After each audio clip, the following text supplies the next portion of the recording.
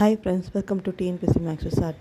ஒரு பகடையின் 2 முகங்கள் மட்டுமே கீழே கொடுக்கப்பட்டுள்ளன. அவற்றின் சுழல் சமச்சீர் வரிசை எப்படி இருக்கும்னு கேட்டிருக்காங்க. 2 இது கொடுத்துட்டாங்க. சுழல் சமச்சீர்னா ஒன்றும் இல்லை, ரைட் ஹேண்ட் சைடில் ஒரு கிளாக் வைஸில் சுற்றணும். இப்போ ஒரு டைம் சுற்றணும்னு வச்சுக்கோங்களேன். இது இந்த ஷேப்பில் மாறிடும். ஃபஸ்ட்டு ஒன்று இந்த சைடில் வந்துடும்.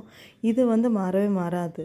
அதுதான் இது ரெண்டுமே ஈக்குவலாக மாறின, அதனால நாட் ஈக்குவல் இதோட ஆன்சர்.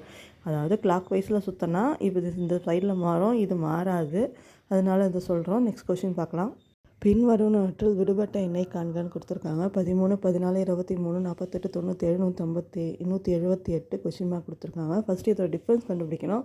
இதோட டிஃப்ரென்ஸ் 1, 9, 25, 49, 81 இருக்குது. இது ஆட் நம்பர் ஸ்கொயரில் கொடுத்துருக்காங்க.